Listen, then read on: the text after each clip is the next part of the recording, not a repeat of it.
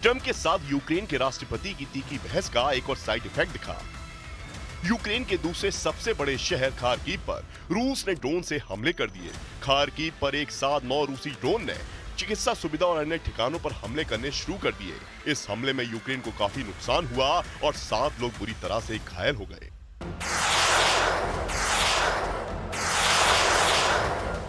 रूस और यूक्रेन के बीच शुरू ये जंग बीते 3 साल से हो रही है और युद्ध के मोर्चे पर यूक्रेन पूरी दिलेरी से ही रूस के सामने डटा है और यूक्रेन की इस दिलेरी के पीछे अमेरिका समेत नाटो देश है।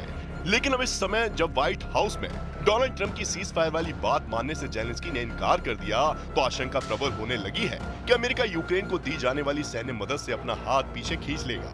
2022 से अब तक अमेरिका ने यूक्रेन को $95 बिलियन की मदद दी है, लेकिन अब ऐसा नहीं होगा क्योंकि खबर है कि अमेरिका की तरफ से यूक्रेन को सैन्य सहायता जारी रहेगी, लेकिन अब पहले जैसी बहुत ज्यादा सहायता नहीं मिलेगी। इसका मतलब है कि अमेरिका यूक्रेन का साथ नहीं छोड़ेगा, लेकिन वो अपनी सहायता को सीमित कर सकता है। इसकी एक वजह यह भी है कि यूक्रेन के आसपास कई नाटो और नाटो समर्थित देश हैं, जिसमें मोल्डोवा, रोमानिया, हंगरी, स्लोवाकिया और पोलैंड शामिल है। और अगर रूस के खिलाफ युद्ध में यूक्रेन कमजोर पड़ जाता है तो ये संभव है कि रूस के टारगेट पर सीधे नाटो देश आ जाएंगे।